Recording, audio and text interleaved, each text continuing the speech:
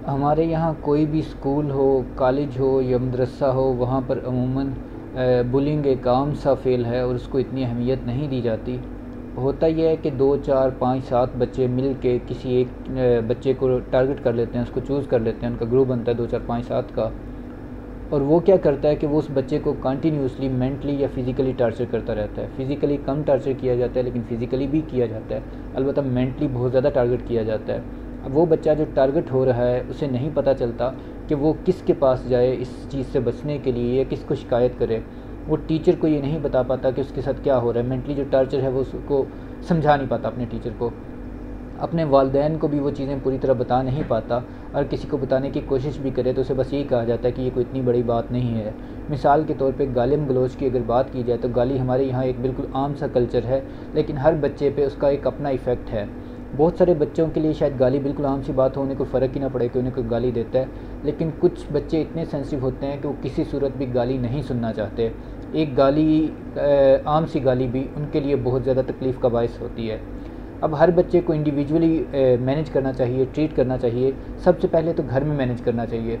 आपको वालिदैन बतौर वालिदैन पता होना चाहिए कि आपने अपने बच्चे को कैसे मज़बूत बनाना है, या उसको कैसे आपने दूसरों के साथ बिहेव करने का तरीका सिखाना है। घर में बच्चों को बताया जाए कि अगर वो बाहर निकलते हैं तो उसमें दूसरे जितने भी बच्चे हैं उनको किस तरह उनके साथ बिहेव करना है, उनके साथ किस तरह का रवैया रखना है। घर में बच्चों को खुश अखलाक़ी का दर्स दिया जाए, उन्हें बताया जाए कि गालियाँ नहीं देनी, उन्हें बताया जाए कि दूसरों के साथ रवैया किस तरह का रखना है, उन्हें बताया जाए हंसी मज़ाक क्या है और तज़हीक क्या है, उसके अंदर फ़र्क क्या है, उन्हें इस चीज़ के मुतालिक बताया और समझाया जाए।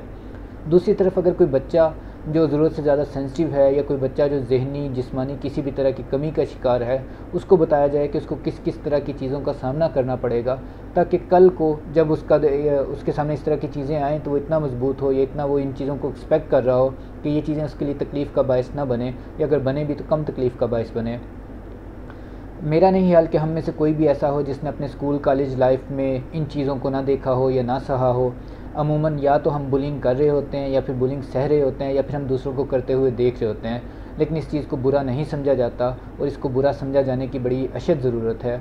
उसके अलावा देखें, हमारे बच्चे जब घर से निकलते हैं तो हमारे घर को, हमारे माहौल को, हमारी जो हम वालिदैन की शख्सियत है उसको रिप्रेजेंट कर रहे होते हैं।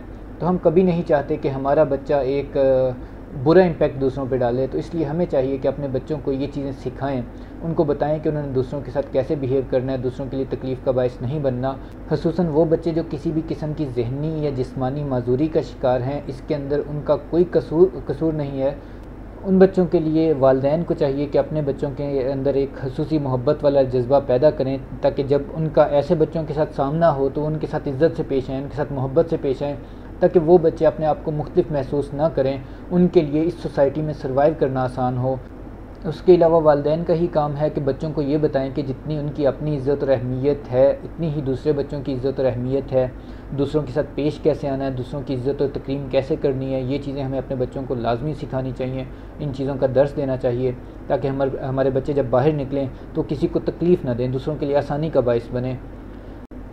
अगर किसी वजह से वालिदैन बेहिस हैं, नाअहल हैं, या उन जाहिल हैं, उनको इस चीज़ का शऊर ही नहीं है कि उन्होंने अपने बच्चे को ये चीज़ें सिखानी है, तो फिर ये काम उन असातिज़ा का है जो उन बच्चों को पढ़ा रहे हैं कि वो देखें कि क्या अगर बच्चे के अंदर कोई कमी रह गई है तरबियत में तो उसको कैसे कवर करना है।